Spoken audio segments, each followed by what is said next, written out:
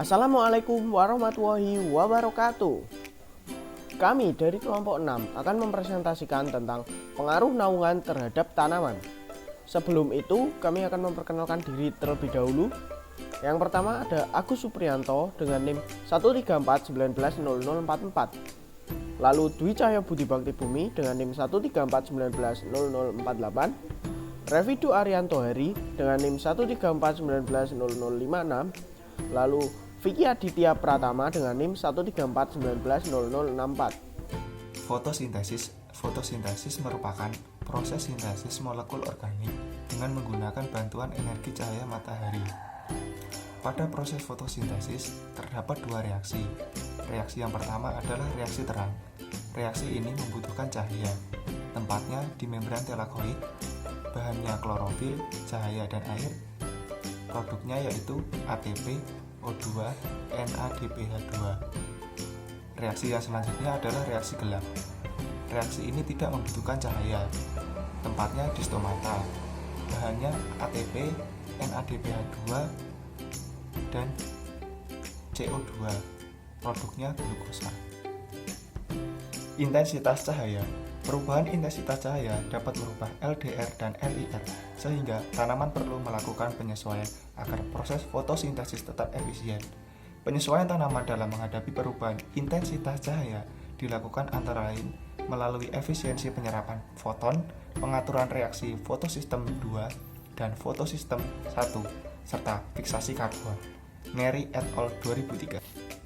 Faktor yang dapat mempengaruhi laju fotosintesis adalah aktivitas rubisco, regenerasi ribulase bisfosfat atau RUBP, dan metabolisme gliserol dehide-3 fosfat atau G3P. Aktivitas rubisco dan RUBP sangat dipengaruhi oleh intensitas cahaya, sedangkan metabolisme G3P ditentukan oleh fiksasi CO2.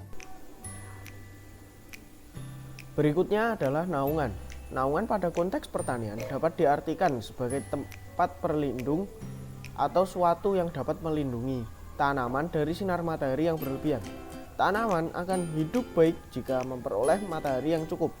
Naungan mempengaruhi intensitas radiasi, sehingga selain berpengaruh langsung terhadap tanaman, juga berpengaruh tidak langsung melalui perubahan iklim mikro di sekitar tanaman. Intensitas radiasi surya sangat mempengaruhi proses fotosintesis, di mana untuk pertumbuhan optimum setiap jenis tanaman membutuhkan intensitas radiasi yang berbeda-beda. Naungan selain diperlukan untuk mengurangi intensitas cahaya yang sampai ke tanaman, juga dimanfaatkan sebagai salah satu metode pengendalian gulma. Tanaman naungan. Berdasarkan penelitian Martin pada tahun 2014, kopi merupakan jenis tanaman yang tumbuh di bawah naungan, sehingga penyerapan intensitas cahaya tidak maksimal. Penelitian pengukuran laju fotosintesis pada tanaman kopi terkena cahaya langsung dan kopi tumbuh di bawah naungan. Hasil menunjukkan laju fotosintesis pada kopi yang terkena cahaya langsung tetap rendah, dikarenakan adanya mekanisme resistensi difusi CO2 yang rendah dan laju fotorespirasi yang tinggi. Pada tanaman yang tumbuh di daerah naungan dan di bawah kanopi akan membungkus klorofil atau chlorophyll packaging dengan memberikan jarak yang lebih lebar di stroma daripada tanaman yang terpapar cahaya secara langsung, menurut Thais dan Zeiger 2010. Ketika intensitas cahaya yang diserap oleh kanopi rendah, maka potensial elektron yang tereksitasi menjadi rendah. Karena energi foton yang terbatas, tumbuhan membuat strategi penyaluran dan pendistribusian cahaya secara efisien, yaitu dengan mempendarkan dan menyalurkan cahaya. Tanaman tanpa naungan. Salah satu tanaman yang tak bernaung adalah kacang tanah.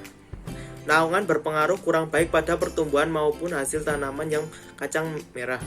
Hal tersebut karena kacang merah membutuhkan intensitas cahaya yang cukup banyak untuk pertumbuhannya. Berdasarkan hasil penelitian Ari Firawan dan Jafret E. Halawane 2016 menunjukkan bahwa dosis pupuk dan naungan berpengaruh secara nyata terhadap pertumbuhan tinggi dan diameter bibit, berat kering bibit, dan indeks mutu bibit baik secara individu maupun interaksi.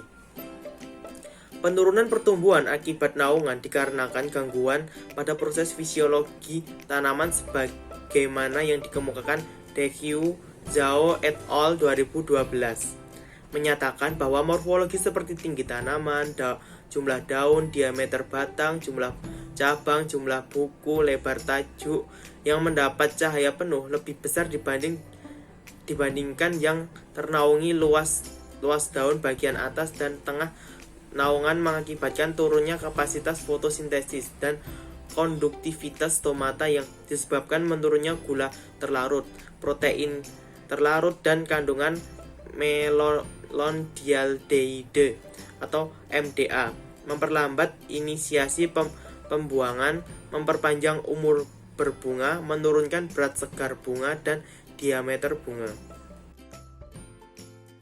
Selanjutnya yaitu tanaman tanpa naungan.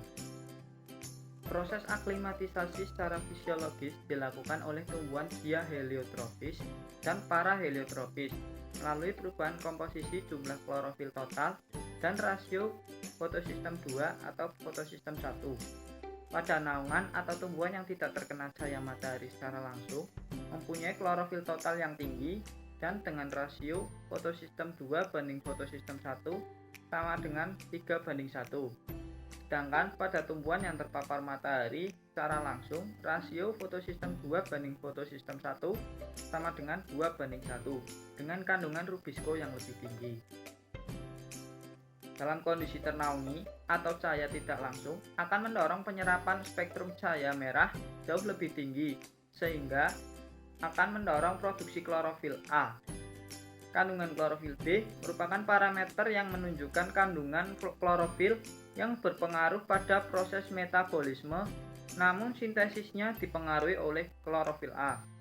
Atwell dan Percy menyebutkan bahwa tinggi rasio klorofil A atau B merupakan refleksi dari peningkatan kompleks pemanen cahaya atau LHCII relatif terhadap pusat reaksi. Peningkatan ini akan mempertinggi efisiensi pemanenan cahaya. Kesimpulan, pertumbuhan dan produktivitas tanaman dipengaruhi oleh lingkungan sekitarnya. Cahaya matahari merupakan salah satu faktor yang mempengaruhi produktivitas tanaman karena tidak semua tanaman memerlukan intensitas cahaya yang sama dalam proses fotosintesis.